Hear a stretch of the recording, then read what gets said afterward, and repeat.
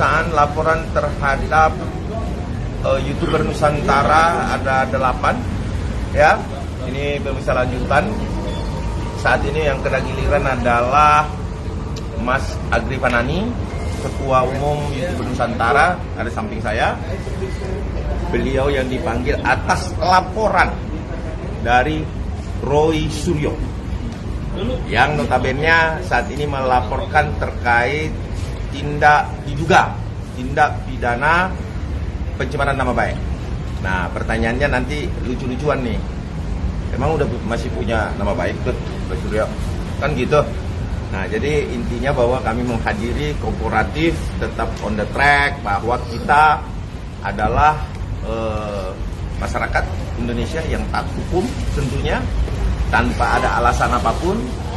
Kami tetap menghadiri panggilan-panggilan terkait laporan polisi ya. Nah, persoalannya adalah kita nggak tahu nih, nanti tanya Mas Agri nih ya, apa yang menyebabkan dia dipanggil oleh Polda Metro Jaya. Monggo, silakan Mas Agri. Oke teman-teman, selamat siang. Agri Fanani dari YouTuber Nusantara. Ini adalah kali pertama dipanggil Polda Metro Jaya atas laporan Roy Suryo. Dilaporkan karena apa, Agri? Ya, kita juga nggak tahu. Kita nanti lagi cek, ditanyain apa, terus dilaporkan atas apa. Katanya pencemaran nama baik. Kalau benar pencemaran nama baik, saya nggak tahu mantan narapidana itu apa mempunyai nama baik apa enggak, ya itu nanti menjadi materi pertanyaan saya. Tapi saya senang karena memang kalau kemarin itu ada dugaan laporan Roy Suryo itu tidak diproses, mandek dan lain-lain, presiden buruk terhadap penyidikan, hari ini tidak ada lagi. Dan saya salut juga kepada penyidik bahwa laporan Roy Suryo tetap juga ditindaklanjuti. Faktanya terlapor saya Agri Fanani datang untuk memenuhi panggilan itu. Materi materi penyelidikan dan lain-lain apa nanti? Ya nanti setelah kita dari ruang penyelidikan nanti kita kabarkan. Terima kasih. Ya, baru pertama kita juga belum tahu ya apa sih sebenarnya yang didalilkan sebagai pelaporan yang dilakukan oleh Roy Suryo terhadap Bang Agri ini ya. Nanti kita pelajari waktu kita berada di ruang penyidik ya. Oke. Tapi tolong kepada Pak Kajati. Pak Kajati, ini kan berkas sudah nyampe ya kalau nggak salah ya. Mungkin udah dikirim ya dari Polda Metro Jaya ke sana. Tolonglah Pak Kajati, ini segera pelajari, tunjuk jaksa analisa untuk mempelajari berkas perkara segera. Kemudian tentukan sikap, apakah sudah bisa dinyatakan lengkap atau ada petunjuk sedikit atau ada BA koordinasi. Tolonglah ya, diberikan kepastian hukum yang benar lah ya Pak Kejati. Saya minta ya kan kepada jaksa-jaksa yang nanti ditunjuk oleh Pak Kejati, tolonglah segera ya kan. Pertanyaan Pak, kan ya, memang isu P21 ini kan lagi ramai di minggu-minggu ini juga Pak. Seperti apa mungkin? Apakah seberapa besar kemungkinan juga nanti akan langsung ditangani? P21 kita lihat, P21 itu suka kita, suka-sukanya jaksa.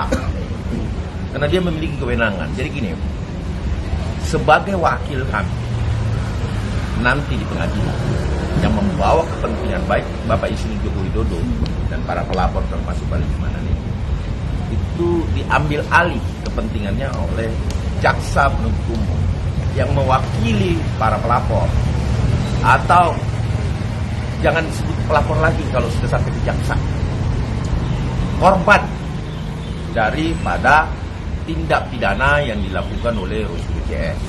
Apabila nanti dari penyidik kejaksaan menyampaikan yang namanya BA koordinasi, saya minta kepada penyidik untuk segera lengkapin.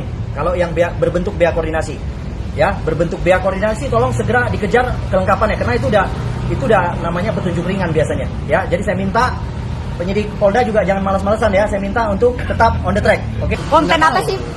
Ada konten atau apa?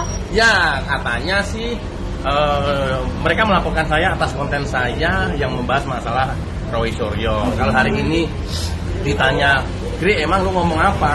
Agak tahu gue juga ngomong apa. Gue maki-maki apa, ngomongin jelek Roy Suryo apa. Ya nggak tahu.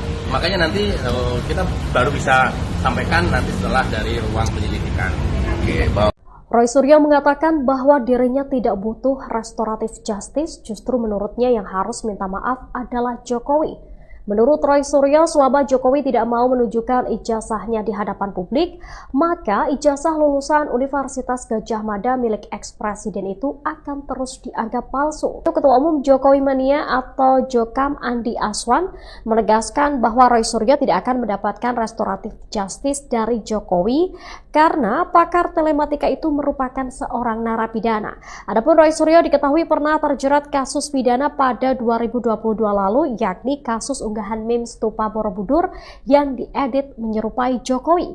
Untuk diketahui dalam kasus ini tersangka yang mendapatkan restoratif justice dan telah bebas dari status tersangka adalah Egy Sujana, Damai Hari Lubis, dan Rismon Sianipar. Meski mereka telah bebas dari status tersangka, kasus hukum bagi tersangka lain tetap berjalan hingga saat ini termasuk Roy Suryo dan Tifauziah Tiasuma atau Dr. Tifa. Adapun dalam kasus ijazah palsu ini, Polda Metro Jaya sebelumnya telah menetapkan 8 orang sebagai tersangka yang dibagi menjadi 2 klaster. Di tengah penantian berkas perkaranya di Kejaksaan Tinggi DKI, Roy Suryo CS meminta kasusnya dihentikan dan pengusutan perkara fitnah harus dimulai dari pembuktian asli tidaknya ijazah Jokowi.